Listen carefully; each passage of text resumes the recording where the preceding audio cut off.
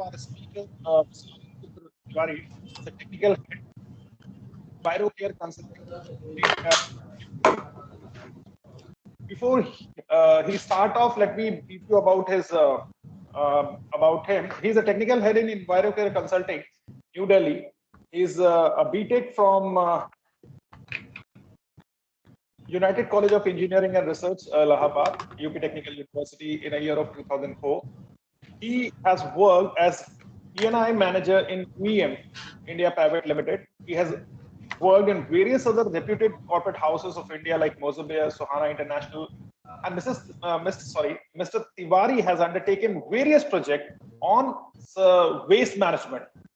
Here we have a very small list where three prior project, that is on effluent treatment plant in Haridwar, Lasipora, and some other. So here in the present session, our expert will be primarily focusing on the waste management.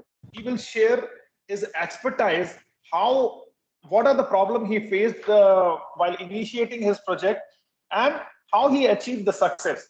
That this particular program will be a mix of a bit of technical, but majorly he will be focusing on the planning and the possible solutions he has undertaken to execute his project successfully. Now I would like to call our speaker, Mr. Anirudh Tiwari, to please take over the seat and interact with our fellow participants.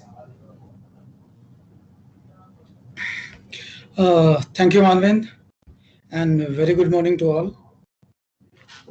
And myself, Anirudh, as introduced by Manvend, that I'll be discussing about that economy and how the challenges has been faced by me or my team, and how we have overcome that issues, and how we have successfully given the solutions to the customers or to the clients which are associated with us.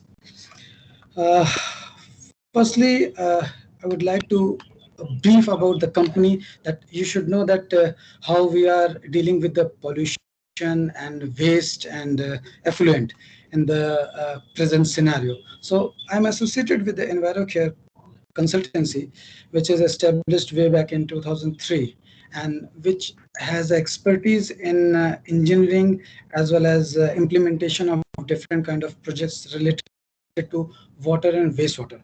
So EnviroCare is totally dealing with waste management, like dealing with the different clients, like gel boards of different places, like Delhi Gel Board or UP Jal Nigam or Bangalore Water Sewerage Supply Board. So, or like Municipal Corporation of this Mumbai, MCGM. So we are dealing and having a client group of people like this. And apart from that, our mission is to use the recycled sources and free the environment from that waste, whatever is generated by, whether it is a solid waste or whether it is a waste generated by, you can say, polluted water. So our mission to make everything clear in the field where we are working, and to create a system which is sustainable and which is easily adapted by the people who are living across the cities, town, and villages without having any issues. And also at the same time to create an awareness among the people, that they should understand that the pollution, how the pollution is getting generated, and how to make them understand that how they can participate and ease out the work which is independently done by us. They can also participate, and they can also give their valuable ideas, and they can add the values to it, so we can do the things in a very easy manner.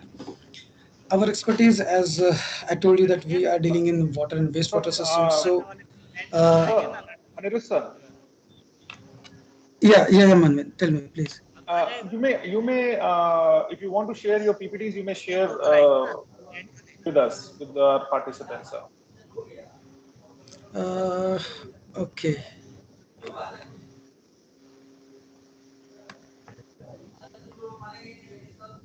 इनसे पूछ लेते हैं, इनका आया नहीं आया राजकुमार वगैरह का, इनका भी है।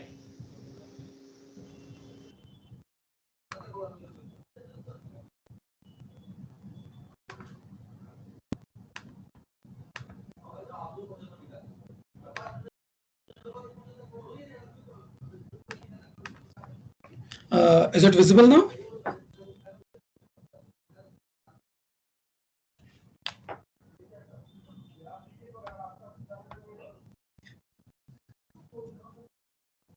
Mr. Amrit, we are not able to see you.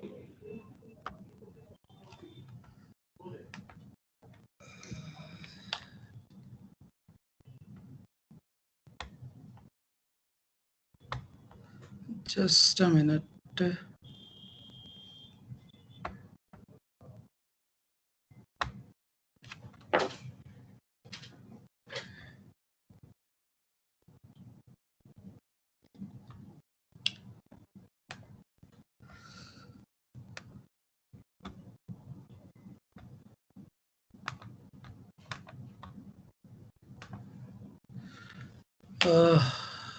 Is the screen visible now? Means the presentation? No, not yet.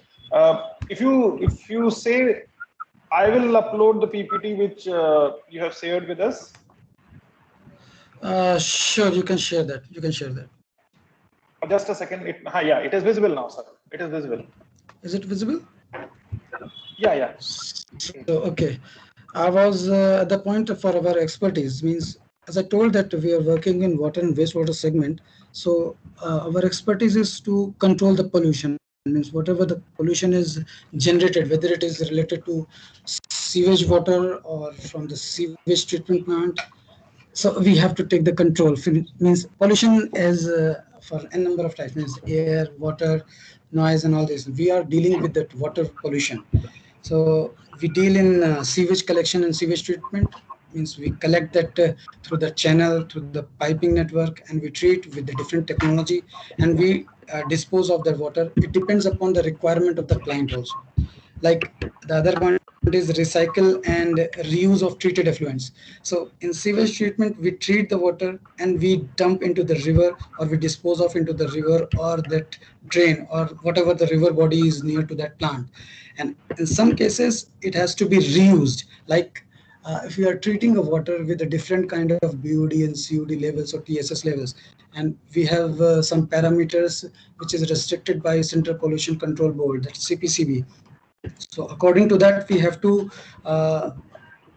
construct the plant, we have to design the plant, we have to make the process adjustments, and we have to abide that parameters. And on the basis of that, we have to decide that how we can use that particular treated water for our system. If the system says that, or if the client or if the tender requirement says that it has to be recycled for portable purpose or for washing purpose or for horticulture purpose, so we have to check the criteria whether it is applicable or whether it can be used for that or not. And if it is not like that, then we have to project that for what purposes it can be used. And if it is not, then we have to use the river body or water body which is near to that for that disposal. And similarly, the wealth from waste. So wealth from waste says that whatever the generated waste from that plant is there, so we have to utilize that and use it for our purposes. Like we generate sludge in the treatment plant, we generate so much of screenings, we generate so much grits from the different part of that units which comes for the sewage treatment. So we have to check that whether the grid can be used for some other purpose, or screening how it can be used, or it has to be dumped, or sludge. Basically, in sewage treatment plant, the sludge which is generated, to some extent, it can be used as a manure, as a fertilizers. So as I told you that it has to be on the parameters whatever is mentioned in the document or as per the CPCB norms. So we have to abide that. So we see that whether the sludge can be used for that purpose or not. And some other cases we use different kind of technology which uses that sludge, dry it, and prepare the pellets which can be used as a fuel. So wealth from waste means that sludge which is totally a waste, which is of no use, we treat it with a different technology, we use it in some other system and prepare a material which can be used as a fuel for kilns or for furnaces and for these kind of things. But it also depends upon the quality of what kind of sludge we have generated. Similarly, biogas and power generation from sewage. So as you are aware that whenever the things get decomposed and uh, kept on decomposing day by day, so it generates a smell, a gas. So that gas has some calorific values, and it has some calorific values which can be used for burning or for which can be used as a fuel. So some of the plants has are there which are generating a lot of gas, and by the digesting that gas we use it and we cover it in our digesters and in gas holders, which can be further fed to a generation power generation system, gas engines, which produces the electricity. So instead of buying electricity from the department, from the government, we use that electricity to run the plant, which is also a wealth from waste, you can say. It means the digested gas, which is generally open to air, exposed and burned out, or it can be flared. We use that biogas as a fuel and generate the power, which can you can say it can be, you can say it as a green energy also, because we are not using any power from anywhere else, and we are not giving any natural resource to that. We are utilizing it from what we are generating from the plant. So biogas and power generation is related to that. Lake and river rejuvenation basically says that some riverfronts are there. Means you must all aware of Banaras, that how it has got so many ghats and developed by our honorable Prime Minister, Mr. Narendra Modi, that every ghat has to be very clear and clean. So lake and river rejuvenation focus on that. So we have worked on this system also in south in Telangana. So we have given this solution because they were facing some problems. So we'll discuss later in our PPT. Industrial water and wastewater solution. This is the typical segment in which we deal basically, because industrial wastewater having a totally different kind of parameters with so many of heavy metals and so many of different kind of toxic chemicals. So dealing with that is totally different, and proposing a solution for that kind of system is always a typical task. So we come to our basic circular economy presentation. That actually what is circular economy? In a very layman language, circular economy means a life cycle which is starts, means a particular equipment or particular item which is produced from one raw material, it comes back to that raw material again. Means if we use it and consume it, then we can regenerate that same system or same item from the waste which we have produced from that item. So like the circular economy is a model of production and consumption which involves sharing, leasing, reusing, repairing, refurbishing, and recycling existing materials and product as long as possible. Means we can use that as long as possible, and when the end comes to the system, we can again take some amount of that, some portion of that particular item or product, and reuse it as a raw material. And in this way the life cycle of product is extended. Means the 100% of the product is not get exhausted, some of the portion is get reproduced after it. So in the same way, in practice, it multiplies reducing waste. As I told you that the 100% of the product is not consumed. Some part is again used as a raw material, so it reduces the waste. When a product reaches the end of its life, its materials are kept within the economy wherever possible. These can be productively used again and again, thereby creating a further value. And a particular item, if we use it to the 100% extent, then there is no point of using it again. If we have not used, and nobody no item is there in this world which can be used to the 100%. If it is used, then no recycle or reuse kind of thought can come with that particular item. And in a similar way, by using it, that particular system or particular item, we can reduce the cost, we can reduce that wastage, and easily assess the materials and its energy.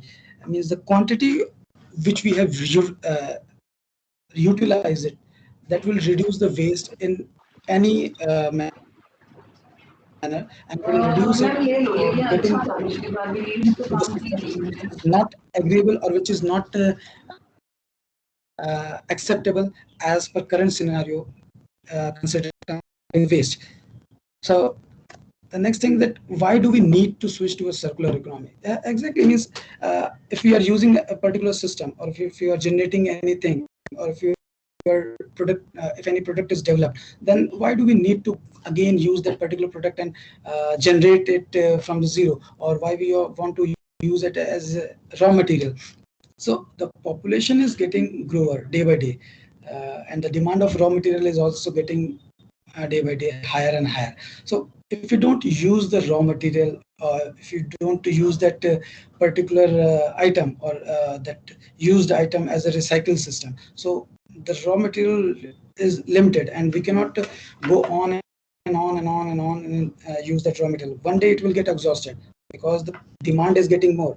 Earlier, means, for a simple example, earlier there were not so much of vehicle, four-wheeler or two-wheelers earlier in that earlier era. I mean, so if you see way back in 2001 or 2002 or 2005, the quantity of the four vehicles are quite less, and now they have escalated like anything, means more than 300 or 200%, or you can imagine more than that. So the population is getting means up and up, day by day is growing, and so the requirement are also growing day by day. So, and but the raw material is very limited.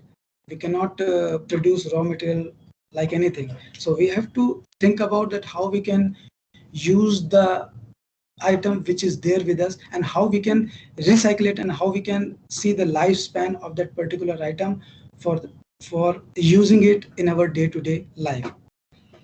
So finite supplies also means some countries are dependent on other countries.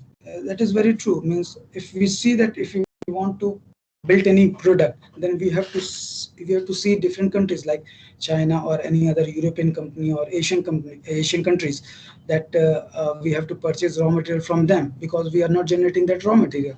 So we are dependent on other countries. That will escalate the prices of that particular raw material, which will have an impact on our economy and everything. Means, if you want to go in deep with the raw materials, it's like China is preparing a lot of things, and most of the countries are giving their OEMs, means they are treating them as an OEMs and giving their maximum amount of portion to them, that to develop it from there, so it reduces the prices, because raw material is easily available over there.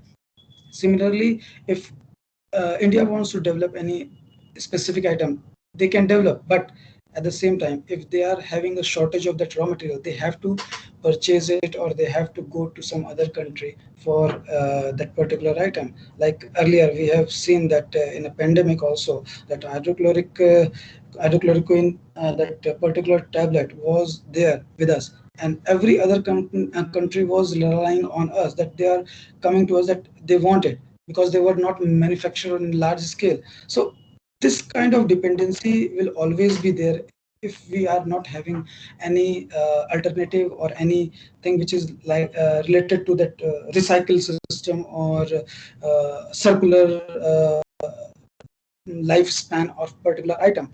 So we have to think about it, that why do we need to switch to a circular economy? Because we cannot straight away use a particular item and throw it in a dustbin, or throw it as a waste, and go and purchase the another one. So we have to think about it.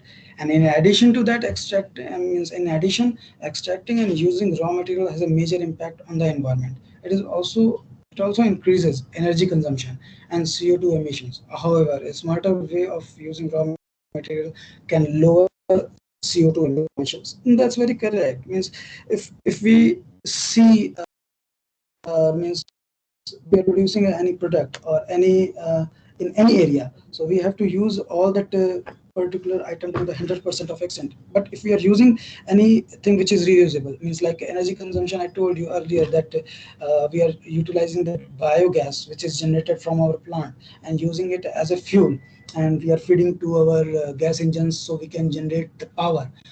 And in a similar way, we are utilizing that sludge and drying it through different kind of mechanism and system, and we can use it as a pellets and as a fuel in furnaces and cranes and in these places. So we are actually utilizing this as a fuel, which always lowers the emission, means we are reducing it, means to some extent at least. And if we see that means earlier we have seen that why the circular economy is required, and now the benefits of the same, means if measures such as waste prevention, eco design and reuse could save companies money while also reducing total annual greenhouse gas emission. Currently, the production of materials we use every day account for 45% of the CO2 emission. This is clearly related to the pollution which is generated by CO2 emissions. And if we use some eco design system and some system which is very environmental friendly, then we can reduce this CO2 emissions also. And moving towards the circular economy could deliver benefits such as reducing pressure on the environment. That is very true, because if you keep on generating the waste and not utilizing it or reusing it to some extent or to some potential, then definitely it will load up the Mother Earth and it will have an adverse effect for sure. That's for sure. And improving the security of the supply of raw material and increasing competitiveness, stimulating innovation, boosting economic growth. If we start reutilizing that products or any item or any place, then the competitiveness definitely will be there. Means everybody is there to establish themselves, and the person who is having a more visibility and competitiveness in nature as well as in product as well as in market have better strength to be stabilized himself. And innovation, definitely some innovation has to be done. Means from waste what we can develop or what we can produce or what we can product can be developed from this particular waste. Not only that particular waste has cycled to generate the same item from which it has came from. It's not necessary. Means that waste can be utilized in a different segment also, like as Mr. Manvin told all of you that I was there in Mozambique also. So in Mozambique we have utilized so many of waste products like the DVDR and CDRs which has been wasted, and we used means we have given a kaizen to the system, to the company, to utilize it with different kind of product. Means the CD which has been wasted and have cuts and degraded and which cannot be supplied to the customers, we use it, we crushed it, and we have used it as a you can say as a raw material for development of that another disk base, which reduces the cost like anything. Means it has reduced the raw material cost somewhat around 25 to 30%, because raw material which has been used to develop that disk is polycarbonate, that is PC, and that PC costs somewhat around 65 to 70% of the cost of CD. So it is the most expensive raw material, which used for the preparation and the production of that DVDs and CDs. So innovative ideas, definitely it has to be there, that how we can utilize that particular waste in different manner. And definitely if you are utilizing that particular waste in a different manner in different segment, it will always boost the economy without any second thought, because you are developing a second new product with a waste product of another segment. Consumer will also be provided with more durable and innovative products that will increase the quality of life and save them money in the long term. Yes, means if we are producing any item, then we have to check the durability and how innovative the products are. So if the products are innovative and durable, definitely that consumer will be very happy to see that, and it will have a long life, quality, and money. Definitely, if you are selling something, money will definitely come to you. And the objectives of circular economy, that uh, measures that will be introduced under the new action plan aim to make sustainable products. Definitely, that objective is to make sustainable products with different plans and aim it to make it successful. Empower consumers and public buyers. Public buy means it's not necessary that consumers should go to specific places or a specific segment to get all these things, and limited resources are there for them. So they should get different areas and different means products, so they can use a number of commodities, and that focus on the sectors that use most resources and where the potential of circularity is high, such as electronics, ICT, batteries and vehicles, packaging, plastic, textile, construction and buildings, food and water. These are the segments where we can actually the circular economy have a good impact. Means in electronics and ICTs. Nowadays, you all have heard about that the phone and the TV, the exchange offers and all this. Means that exchange offer does not says that you just give whatever you have and getting new items in replacement of that particular old item. So have you ever given a thought, means what they do with that old items, whether it is batteries or vehicles or any construction material or buildings, electronics, they use it, means they extract the items, that valuable items or the valuable or that working items in that, whether it is, if it is electronics, then ICs, chips and all these things can be used. If it is a construction materials, then that structural steel which is there inside the system, they check the two, and that the raft and the foundation, if it can be used or it can be used for that reconstruction, they use it, or they use it for the dumping that open holes or open sites. In plastics and packaging, they use the cartons and all these things if they want to cover up, or if they want to wrap up different items. Food and water, I have already told that in wastewater segment I'm already working on it, and we are using the waste, that how it can be utilized and how it can be minimized, so we can not lose any money and we can generate money from the waste also. Ensure less waste, definitely this is the primary responsibility of every individual, not only for the companies, not only for that big people over there in the world. It's a responsibility of every individual. So less waste should be produced. So less waste means directly less pollution, so which is having an adverse effect on our environment. Everybody has seen that day by day that pollution is getting is growing day by day, and it is having an impact on everybody's health as well as on an environment. So we have to ensure that less waste has to be generated, and we can minimize, means we have to minimize it to some extent. Make circularity work for people, region, and cities. Definitely, it means if we are working and if we are having a circularity in the people, regions, and cities, everybody will come to understand. Everybody will come in contact with different kind of peoples and understand that what are the possibilities of growing with this circular economy and recycling of things. Uh, Lead global effort on circular economy. Exactly means if we start working on the circular economy and we start working on how the product, how the things can be reutilized and reused, definitely it will have a global impact. Uh, just a second.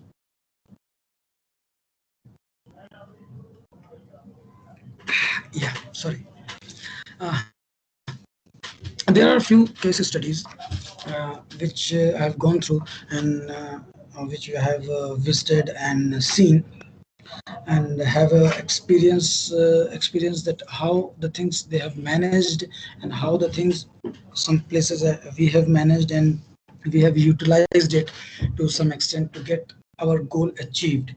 And like as I've told you that we are into water and wastewater management. So uh, we develop a plant, we design the plant, and we construct it. And whatever the effluent coming to that particular plant, whether it is municipal waste or industrial waste or septic waste, we have to treat it as per the guidelines which is given by the CPCB or NGT or specific governing body, like I've told you that Delhi Jal Board or UP Jal Nigam, Uttarakhand Jal Nigam, or MCGM or BWSSB. Means there are, every state has their own water bodies, and the tender which floats by them, it has to be taken care of each and every respect, in each and every respect, the details which they have mentioned. Like the first case study is, you can say it's not a case study, it's our own plant which we are running from last 13 years, we can say. It was constructed in 2008. That is a cycle of sewage water after treatment, that is in Haridwar. That is 4.5 mld, and now extended up to 9 mld. That is 9,000 milliliters per day, 9 mld. And this plant is totally based on waste which is generated, or that water which is, or effluent which is disposed by the different companies.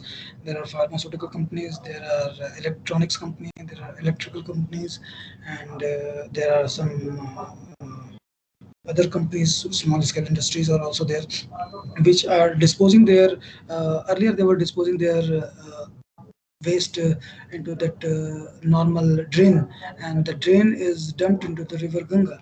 So in 2006-7, the people came with an idea that how we can hold it up.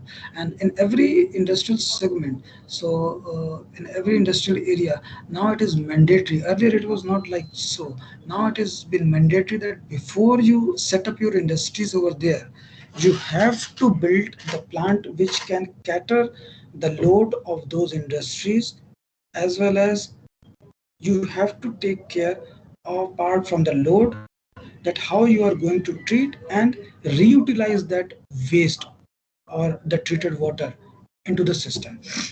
So Haridwar is a very means, you can say it's a 13-year-old case when such kind of scenario is not there.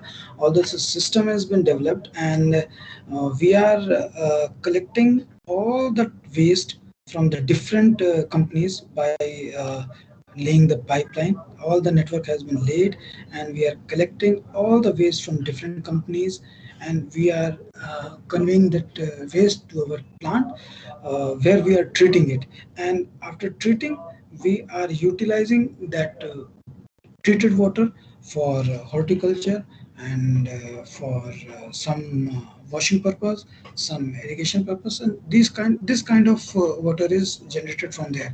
And now the system is so uh, uh, accurate, and the policies are so intact with the system that they are now implementing a ZLD kind of system. ZLD is basically a zero liquid discharge.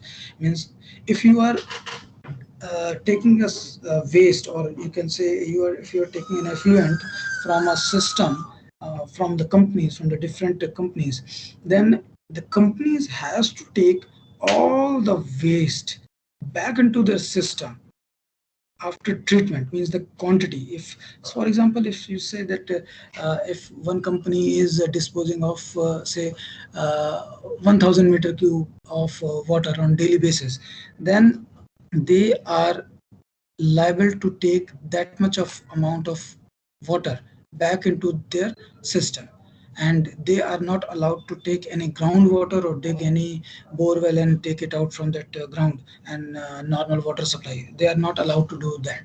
And if they do so, there is a huge penalty on them. Now it has been in the system, and it has been clearly circular, has been circulated to each and every one from the suitable department, as well as from the CPCB also. So after implementation of such a system, we had the challenge that how we are going to recycle it to the different system. So we have made some changes in the system, means our process, we have implemented a new filters, new process design. Earlier, the system was with the activated sludge and extended aeration system, but later we have introduced the MBBR moving bed bioreactor technology, which reduces the footprint area, because we have that same area in which we have to enhance the process as well as enhance the capacity also of the plant. So we have introduced the MBBR technology, which allowed us to get that quality of water within that footprint area, as well as we have introduced some filters, that pressure send filters and media filters. So the quality which comes out through them, it's good, and it's better than what is required from the recycle parameters. As well as we have introduced that UV system. Earlier it was a chlorination system, but we have avoided that, and we have gone for a UV system, which has a better impact on it. And we have installed it few days back only. And now the system is so much ready that it can deliver the quantity to that companies which are associated with us. And all the companies which are associated with us, they will be getting the equal amount of treated water what they are disposing into our system. And they have that reading equipment, instruments like flow meter and all these things at their disposal point. And we cross check with that, and we also cross check the parameters which they are dumping, because it's a big hassle to hold them, that our plant, if our plant is designed on some particular parameters, and if they are disposing anything which is beyond that, then it becomes a big headache for us to treat it, because a plant has been designed on some specific inlet parameters, and if you are getting more than that, then the plant fails and the system fails. So it can cater a load of somewhat around 10 to 15% above it, but not more than that.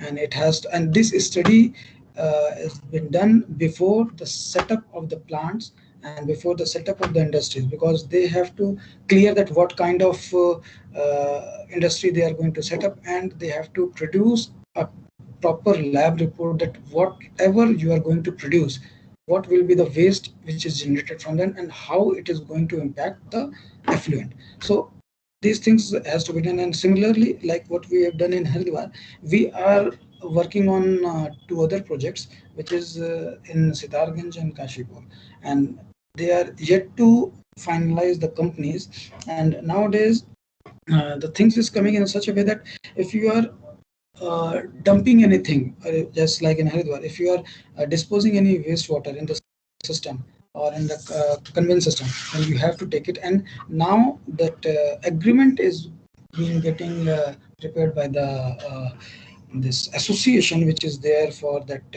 all the industries, that you have to abide this, else you will not going to get any place to set up your industry. These are the few parameters which we have suggested them, the association, to incorporate in their agreement with that particular industry. So they will be in a very safe zone, and that company will also be in a very clear mindset that whatever they are giving, they have to abide it, and later stage they cannot challenge or they cannot question anything related to that.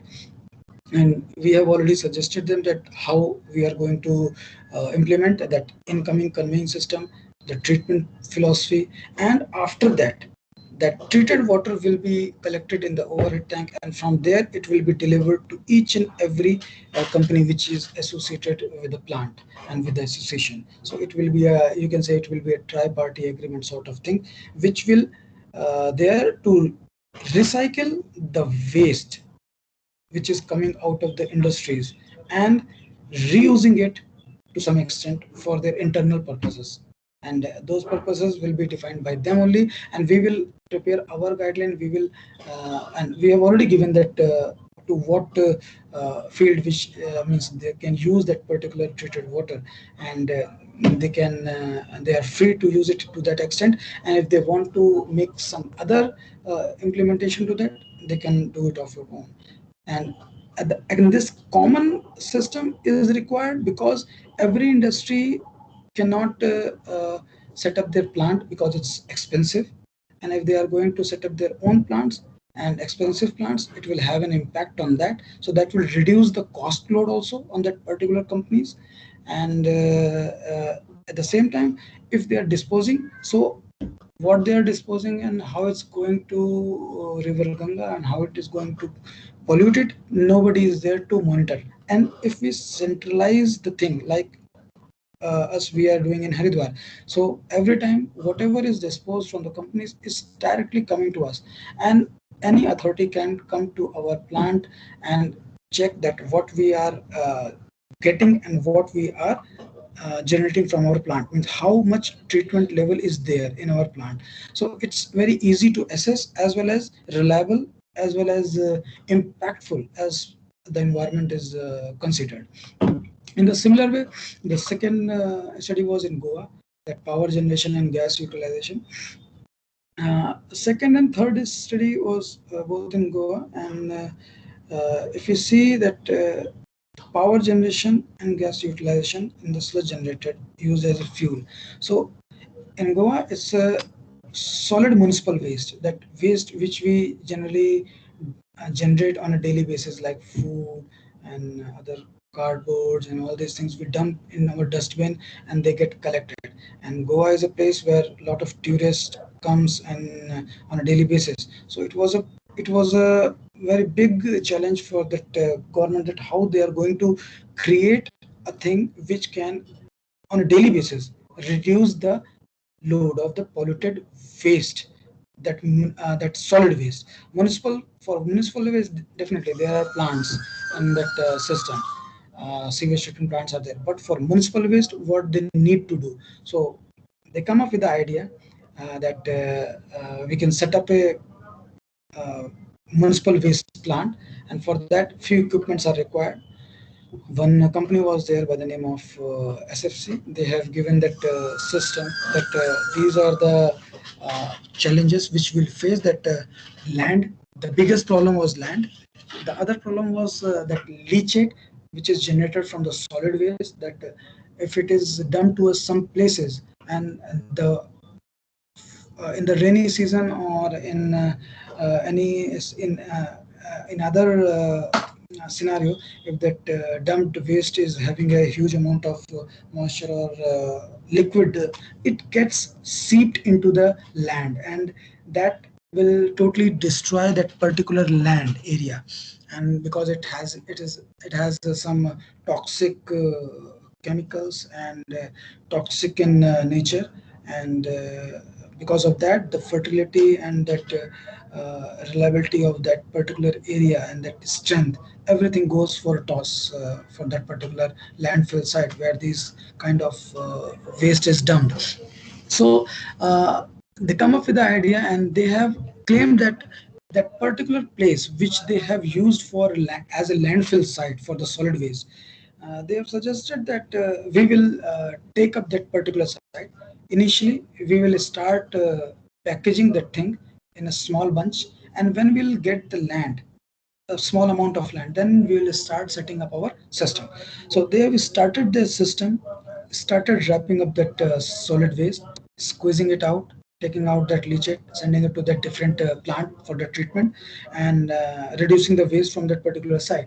Later stage, they have set up their plant, and from that plant, they have using that unwanted, or you can say that screened material which cannot be used for digestion or for burning, or for, sorry, not for burning, for digestion and for further process. They use it and they extract it from there, and they send it for the recycling purpose, like burning as a fuel, or to melt it down and to produce any other product by combining it with some other kind of material, raw material. So they are doing that with that initial segregated material, and rest of the material which is getting into the process, that crushing and segregation and threshing, and after then it gets into the digestion system where it get digested, and after that the gas which is produced from that, that gas is used in a biogas system. That biogas is used in that generators, and today they are not using more than 10 to 15% of power from the grid.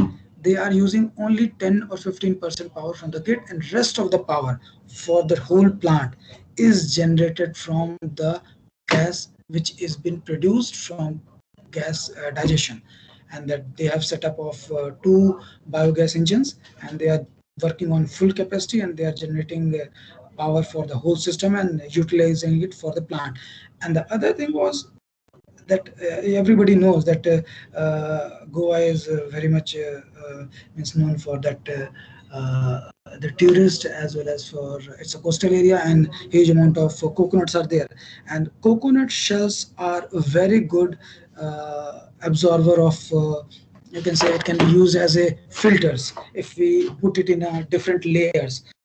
So they have done this, and they have utilized that used coconut shells as a filters in an open area. And whatever the gas is generated, that in this particular area, in the particular covered system, they extract it from that exhaust and pass it through that chamber where the coconut shells are there. And coconut shells are not for any purpose when it has been used. Means if you drink out that water, the coconut water, then the shells are totally waste.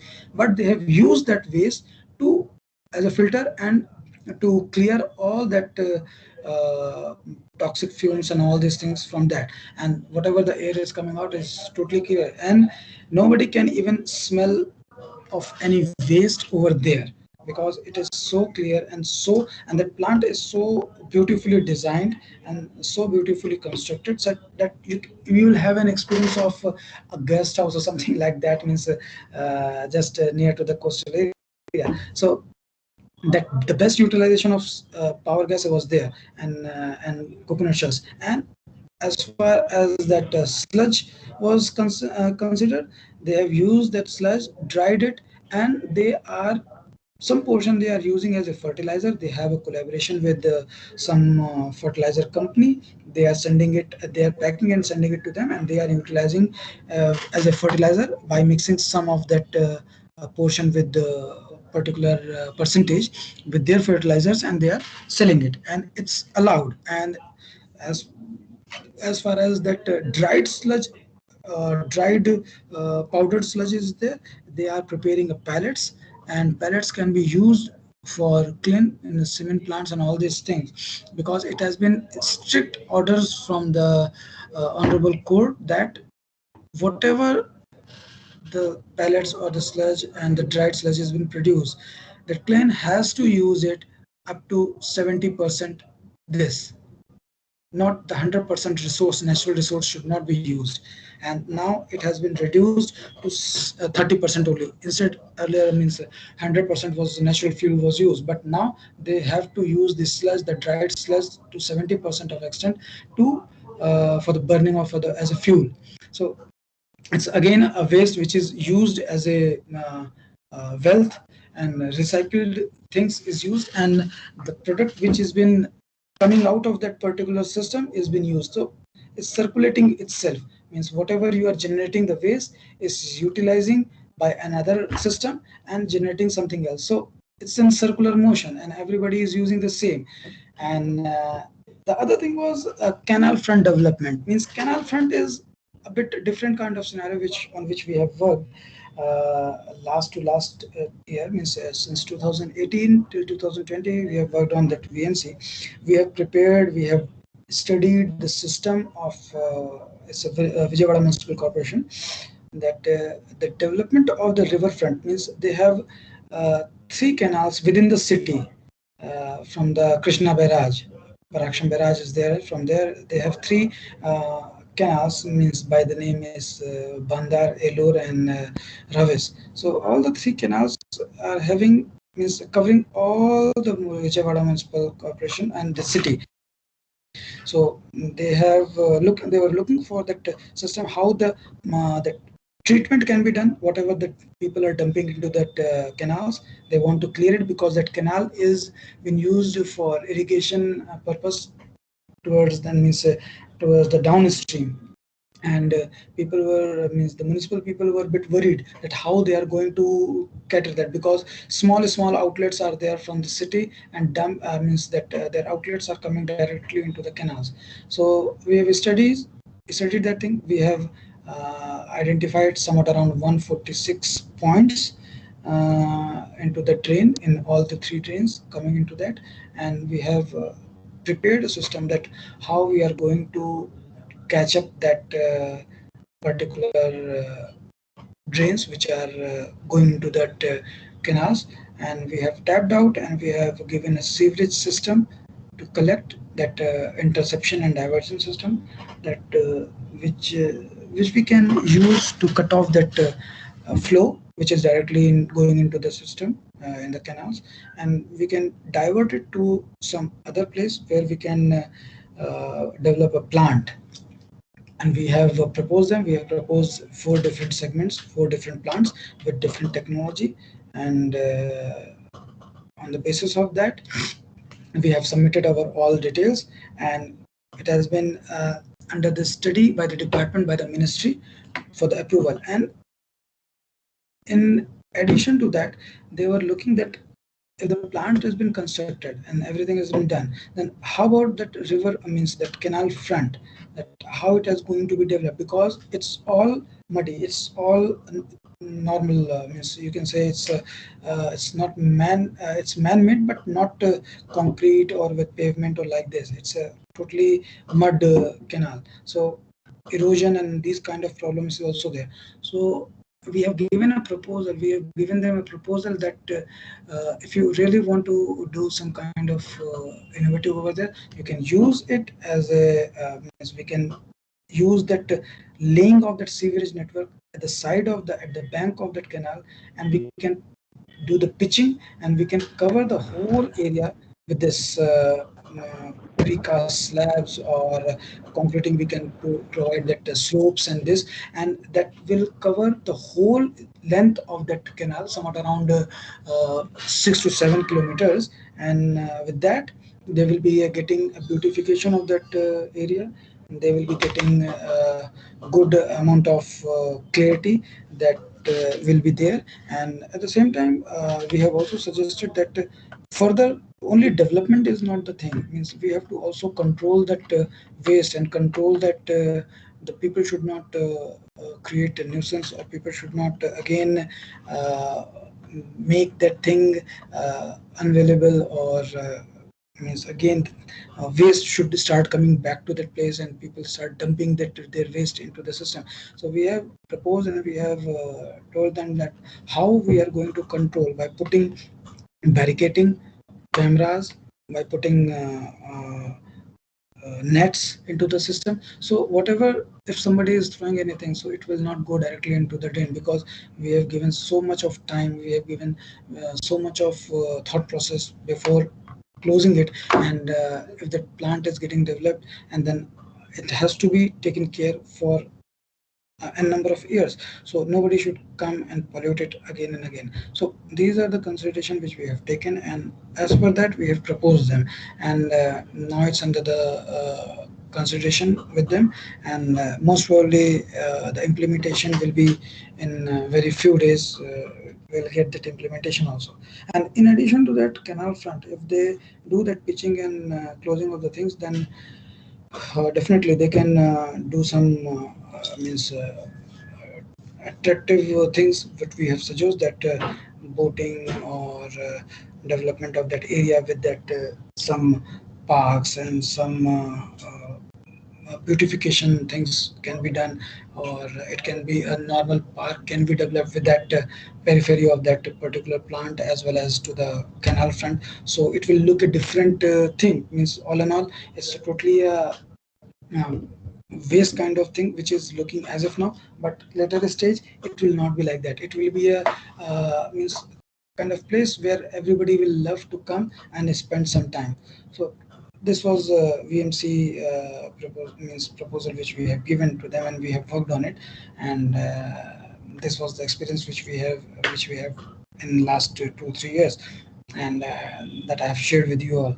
And apart from that, we had one more experience, which was totally different in Neloti and in other places where the power generation is bit typical, because power generation is kind of thing which is not very easy to do, and not easy to do as well as not easy to sustain, because in power generation there are so many toxic things comes into the consideration. Because if we really want to recycle the things and reutilize it, then the investment is the biggest purpose which is coming into the system. And if investment is not as per the requirement, then it's totally a waste. Like in Haridwar, we are recycling the water to the original companies. So everybody is looking for a profit, everybody is looking for a benefit, and if it is not there, then doing all these things will be a waste. Nobody means does the charity, means everybody wants the profit, neither government nor private companies. So everybody is looking and attaching the things in such a way that everybody should get benefit and nobody should be loaded up. So in Haridwar, whatever the waste they are dumping, so which means every company, means whether we or any other company which is developing a plant, they charge some amount that per meter cube this will be the charge for the treatment. And similarly, if we are sending it back to the companies, so we are recycling, means we are taking it from them and we are sending it back to them.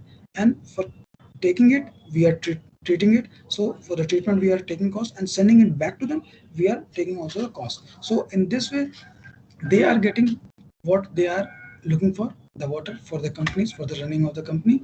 And at the same time, they have reduced the cost, the overheads, the maintenance, the area which they have to put for a system which we have centralized at one place. So in such a scenario, everybody is in a win-win situation, because the cost is also finalized after total due diligence and working on each and every aspect, that operation and maintenance, and the construction, and that manpower cost, everything has to be considered. They also do their due diligence whether they will be in a profit portion or whether they will be in a benefit or not. Means if they set up their own plants, then what will be the liabilities to them, and if they send us to us and take it from us, then what will be the liability. So these are the things which they consider. And every, not only the company, the association also gets into that, and the governing body of that particular area also gets into that, and then this things finalized. It's a huge concession agreement is there, and everything is been jotted down there as a legal formalities, and nobody can divert from that. So in this case, this was the thing. And some places where sludge is generated, that also has been done. Means one of the system is there which we are as of now working right now, that how the sludge can be utilized as a means that oil can be extracted. One of the companies there in US, with which we are working, that how we can extract the oil from the waste sludge. And that is a very challenging thing which we are doing right now, but still have to make some means implementation anywhere. It's under the pilot study. So as soon as it will get clear, then definitely we have 2 3 clients with us, where we can set up the things, and we can show them that how it is going to be utilized. And definitely, if we are using this in Goa, the sludge which has been used and packaged and sent it to the fertilizer company, they charge something, and definitely it means everybody is working over here for some remuneration. So they charge it, they treat it, and they run the plant, and that charges helps in them for the renewability of the plant, because these kind of plants doesn't get any aid from anywhere. They have to set up of themselves, and they have to generate the revenue. Means basically in our field, in water and wastewater segment and municipal waste segment, the revenue model is always there. Means if the company, if the department is, or if the governing body is saying that you have to set up a plant, then it comes on. If they are giving the whole amount of money that through tendering, then it's an easy job. And if it gets into the PPP model, means public private partnership, then the funding and finance has to be arranged. So in that case, that revenue model comes under consideration, that if we are preparing a plant, then how we are going to earn that. If we have invested say 100 crore rupees in a particular plant, then how we are going to earn it back from the plant. So in that case, company has to invest somewhat around 60 to 70% of the amount, and 30 to 40% is given by that association, or you can say that particular governing body. Rest we have to manage, and that amount is managed by sealing of the sludge, sealing of the recycled water, treated water, treating that incoming water from different companies.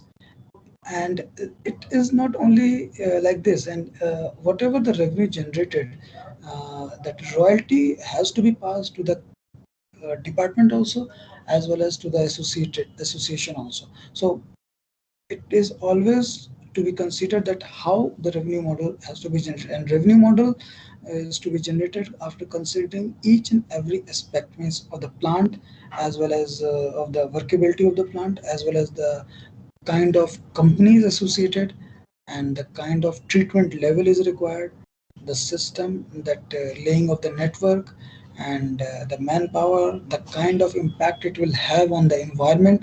Everything has to be considered, because the people who are working over there, they have to cover each and every thing, so the plant runs in a very proper manner, and runs throughout 24 by 7 365 days without any break, without any breakdown, because the companies are running throughout the time, and they are discharging their waste into the conveyance system, and we have to take care that at not in a single point we should not keep them, means stop them from disposing it, because it's not possible at all.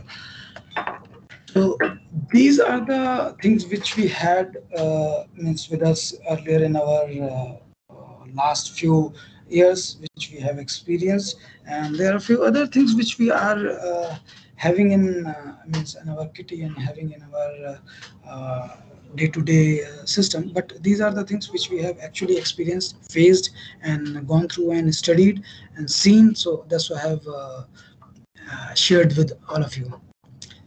Yeah. Thank you. Thank you, sir. Yeah. Thanks for you sharing the experience with us. Now I welcome participants. If you have any query, you may ask the expert, especially if you are working in the area of circular economy or waste management. He is the right person whom you can ask any question, especially related to if you want to go into the technical aspect, you are welcome. Even from the managerial perspective also, he will be able to answer the question. So if you have any query, you may ask, please. Those who are doing their research in the area of operations or behavioral aspects of sustainability with respect to the waste management, you may ask the questions.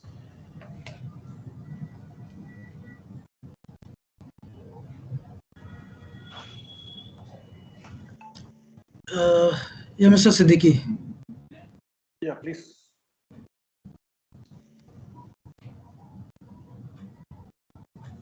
Do anyone have any query? Please.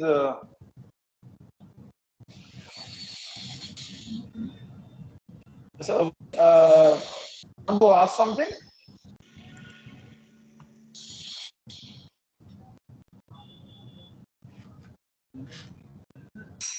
Hello, Mr. Urban. Do you have any query?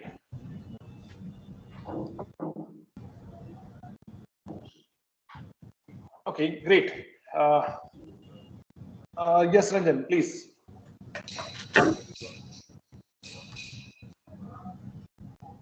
Ranjan, you may ask the question.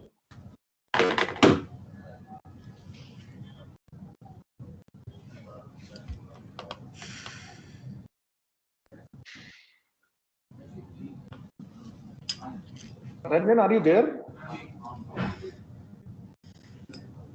He's on mute, sir. Yeah, actually. Is it Ranjan, right? you are. Yeah, you are. Please go ahead. Okay.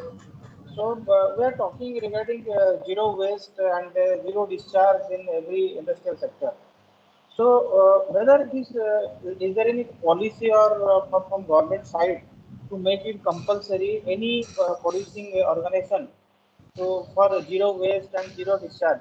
All because we are working in such organization, there are some rules and regulations are there, but there is not strict hard policies regarding this. Every company should obey this.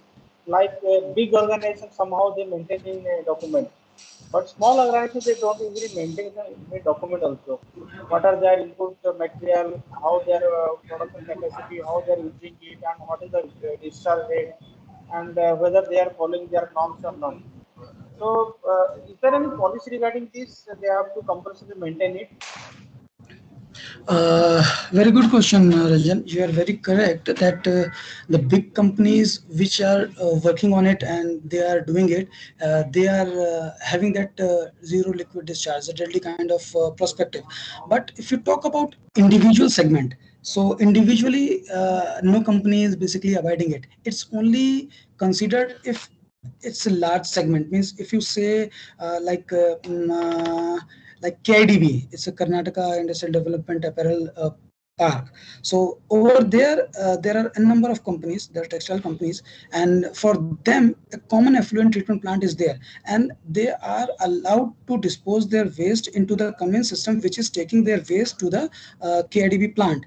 But from there that KIDB plant cannot dispose anything anywhere else. They has to ensure that whatever they are getting, they have to treat, and they cannot dispose not sludge, not even a effluent treated which is there. They have to send it back treated water to the all that companies which are disposing into the system.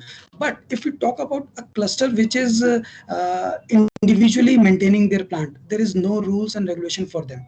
And for that kind of system, now CPCB has clearly mentioned that wherever segment is coming with the new area development, like industrial segment is coming, like in, I've told you that in Sitarganj or Kashipur, so they are not allowed to set up their plant. Means manufacturing industry, they cannot set up their plant unless and until they clear that what they are going to produce and what waste is going to produce from them. And as per that, before they set up their plant, a waste treatment plant has to be constructed over there. So these are the policies coming now for the areas, for the big areas where the big cluster of different kind of companies are coming. But for individual companies, if you say that somebody is doing electroplating or something like that in their house backyard, so for those no policies are there. Okay. Suppose there is a paper industry, there is a steel industry, there is a power industry. There should be a benchmark that this much amount of water they can use, or this is the maximum limit they can withdraw from groundwater or river water. Beyond that, they cannot utilize that much. This kind of policies are there available. Because unless this uh, kind of guidelines are there, like in environment norms, there is an environment law for power sector. So ppm level should not cross this limit, this limit. If there is this limit, then there will be fine or closure of the plant. Suppose in this hi- case also there is a guideline that this amount of water can only be consumed. Beyond that, they cannot consume. Is there any kind of a guideline there? Exactly. For that treatment or for that particular company, some guidelines are there that how much they can use that groundwater or how much they have to use that recycle water, and what waste they are means developing or they are giving out in the system or in the environment. It has to be as per this. Means like what we are treating, means in our treatment plant we have some CPCB guidelines that you cannot dispose more than this of BOD, COD, TSS, and TN or phosphorus. There are levels which are we are bound to abide that. And similarly, the other companies are there which are bound to their parameters, which should not be escalated beyond that.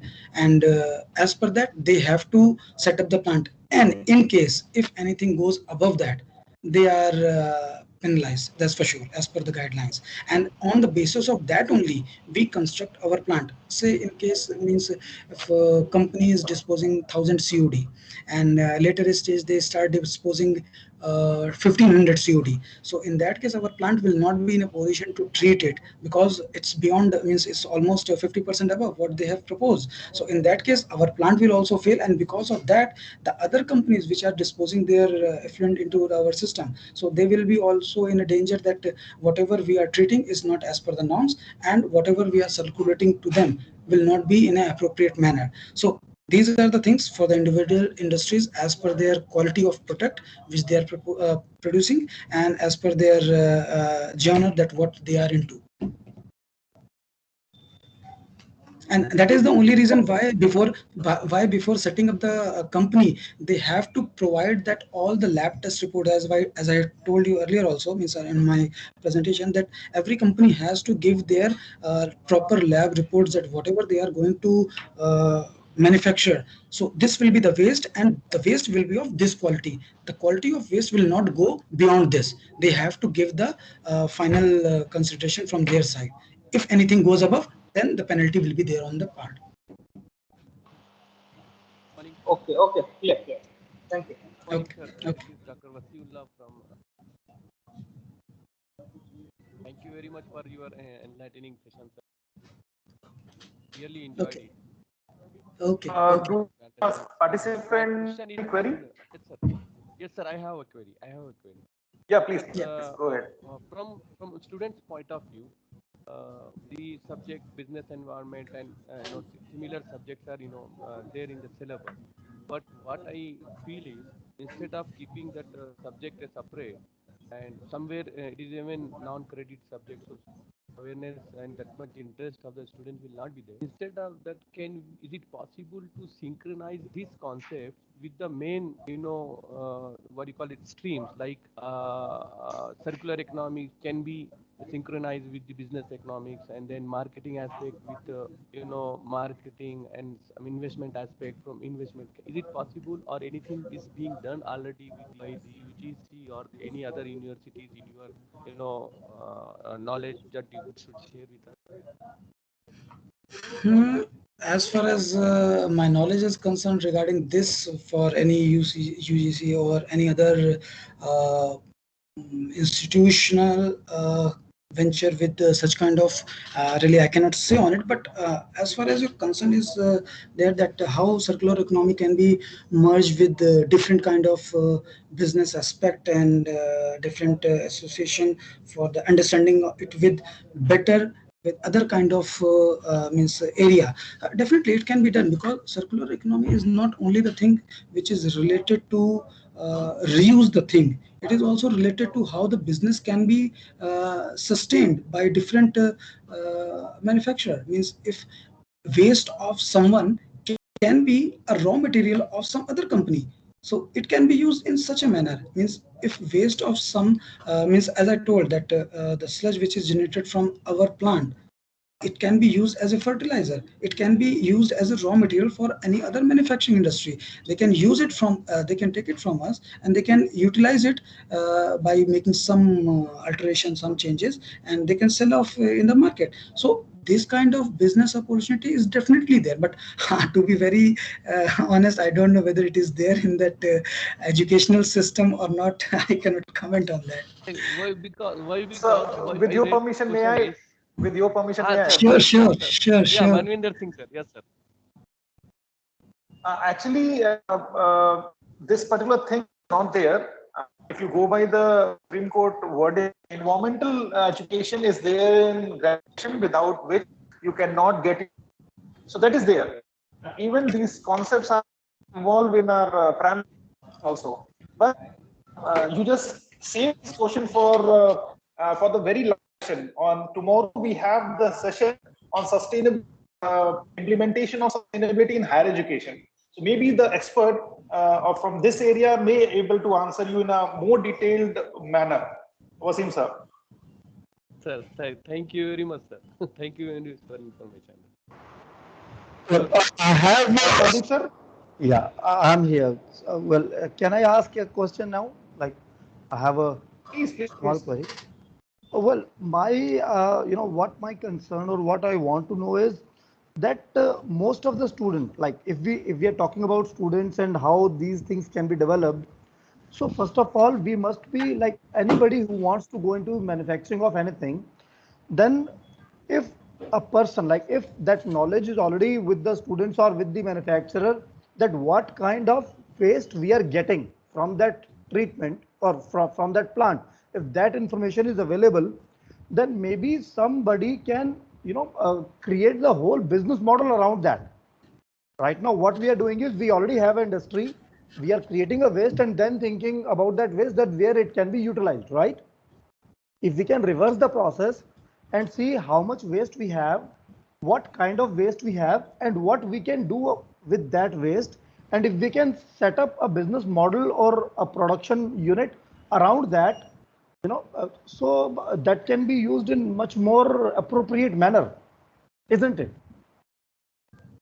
Uh, that's true. That's true.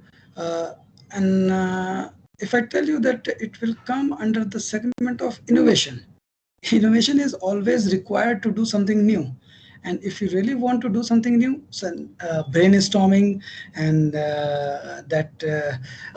means it has to be done. But because every time you need to set up, even in a business, even in a known business, if you are going to start a business which is already there in the market, I don't think so it will be a very wise idea or very sustainable kind of thing. Definitely you have to go with some innovative kind of thing, then only you can sustain. So similarly, if you know that what waste you are generating or what waste we are getting, so with that I said that with the sludge we are using it as a fertilizer, that is a straight away benchmark there.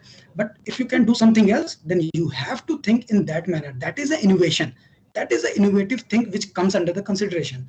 So definitely it is possible. I'm not saying that only that the sludge can be used as a fertilizer or it can be used as a pellet for the fuel. It can be used for any other source also, but for what it has to be think. And thinking is the main thing which leads to your different levels, and whether it is educational or business or earning of something, means that has to be there. And innovative ideas are there in the market. Many people are there who are thinking on a daily basis, on every second, that what we can do differently with the waste or with that already scrapped thing, or which we cannot use on a daily basis. Means it's a if we can see in a very day-to-day manner, if you say see in our house that from the scrap items we used to prepare a thing which is for our kids. Like if something is broken, then we change it to some other geometry and use it for our children. So it's an innovation.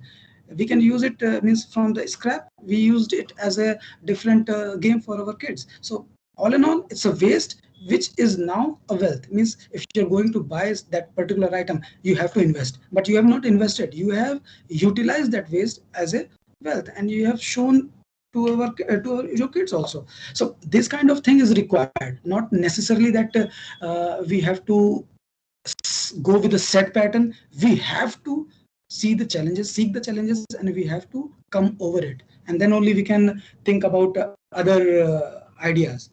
No, my what I want to say is that that innovation is only possible if the information is available, that what kind of raw Correct. material or what kind of sludge or what are the things which is available as a raw material, then only that person can think of, right? Like Correct. if I'm talking about something which I have never heard about, which I have never seen, then how I can think about anything which I have not seen or heard or experienced?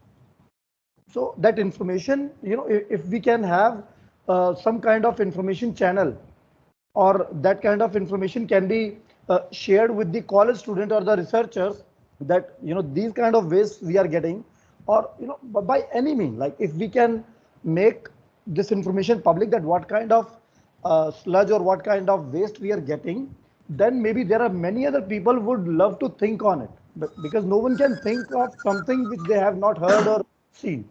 This is what Sandeep I sir, want to say. Sandeep sir, No, that's why we have created this platform where you can interact with the expert and get the information, sir. Right. not only about information, about the sustainability and that availability of that thing also is required.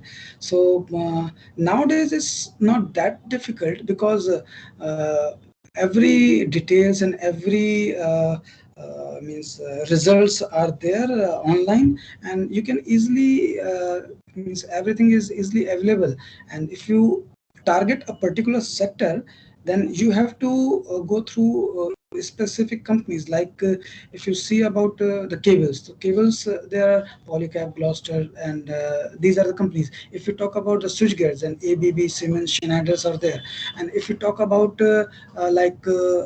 home appliances, then Bajaj, Philips, all these are there. So what they are generating as a waste, you can easily get from their particular sites or from their manufacturing industry. Means a small visit or a small kind of study has to be there. That means which is necessary for any kind of system. Before setting it up, a study is required in each and every respect, and that will give you that clear idea that what kind of waste and what kind of how much the means quantity they are producing. So it can be easily calculated, and on the basis of that it can be presumed that okay, fine, this is the thing which is generated and this is the quantity. So what we have to do, then we have to start thinking in that direction.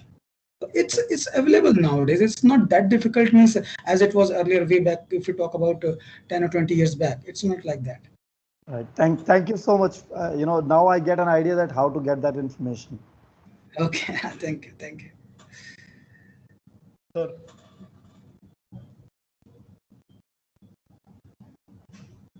hello. Manvin sir.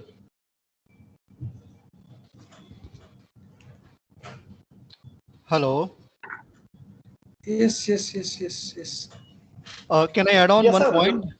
Huh. Sir, Please Sure, go ahead. Please go sure. ahead. actually, adding on to the point of Sandeep Goel sir, I am also coming across one particular point, and that is nowadays, in India, industries are set up with proper, uniform manner. Like, for example, you will see a lot of pharmaceutical setups in Himachal Pradesh, Baddi, or in Aurangabad in Maharashtra, and there are electronics and software companies set up in like Andheri in Mumbai.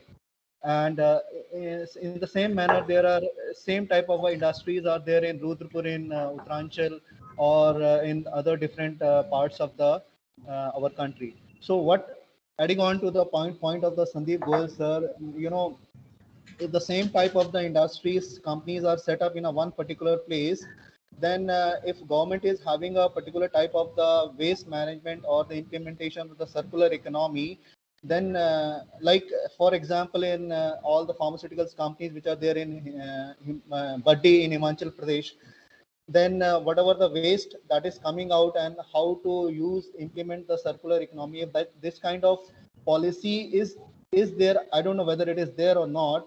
If that can be implemented in all these places, then I hope there will be a significant output. We can get it with the help of the circular economy in our country, in all these companies. Mr. Tiwari, means you have talked about Baddi, so I will tell you about Baddi because I have worked over there 1.5 years. Okay. So over there, way back in 2004, 5, 6, there was Yeah, nothing like that. sir, I have just quoted the example. I do not say that No, all the I have places. worked. Let me complete, sir. I have just quoted few of the places. I do not mean to say that all the places in India they are totally organized. There are many places which are totally. I have seen there is totally unorganized manner. Also, I mean different types of the companies they are set up in a one particular place. So there the implementation of the circular economy is not possible, or it is very difficult. But somewhere I have seen it is very much organized. Like in, if you go to the Mumbai, and there is a software technology park is there where only electronic and software companies are there. So keeping that particular type of the place in mind, if the things are implemented by the government or any particular authority, then we can implement the circular economy and reduce the waste to a very larger extent. Yes, sir. Please, sir. Go ahead.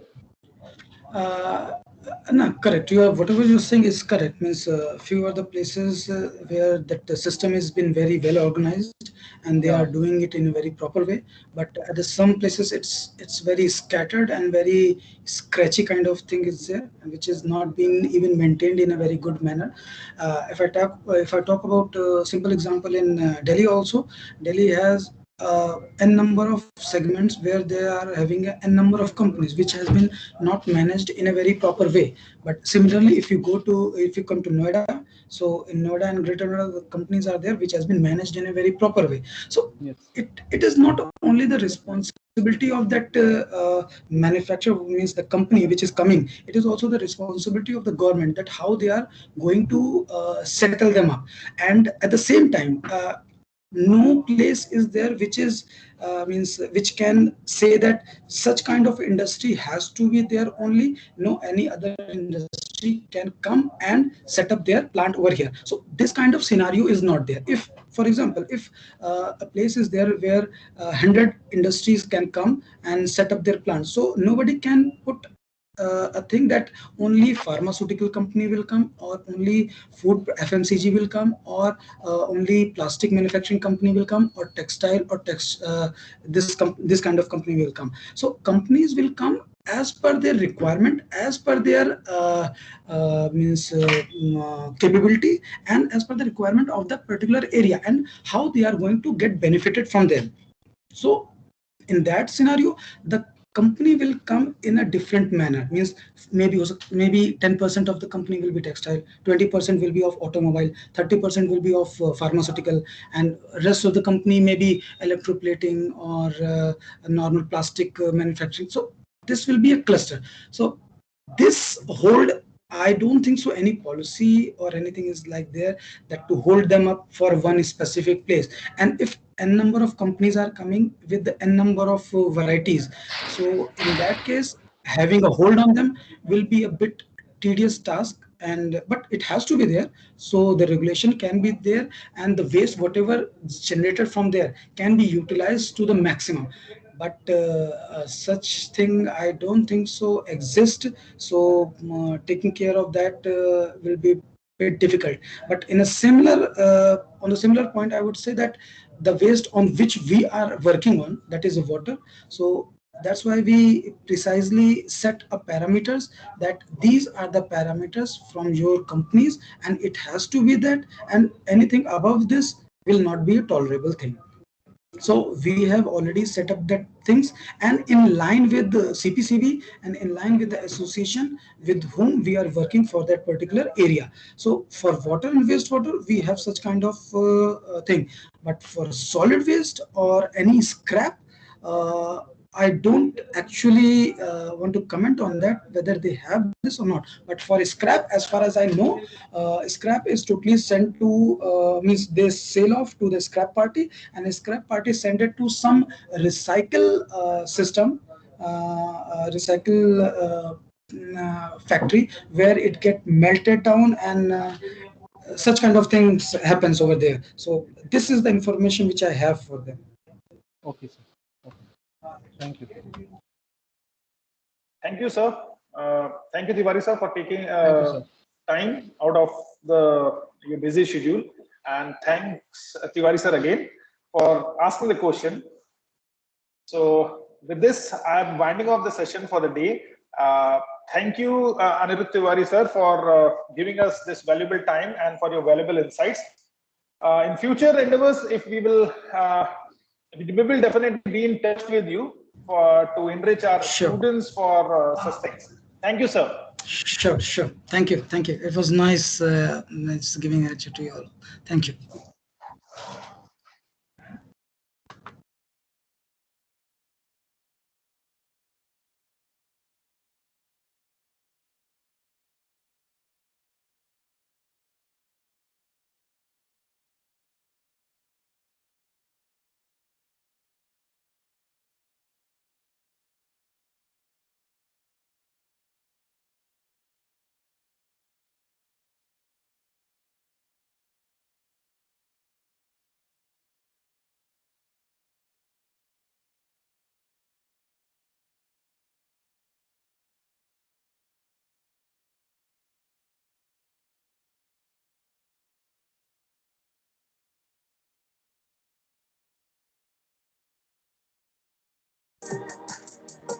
Alexa,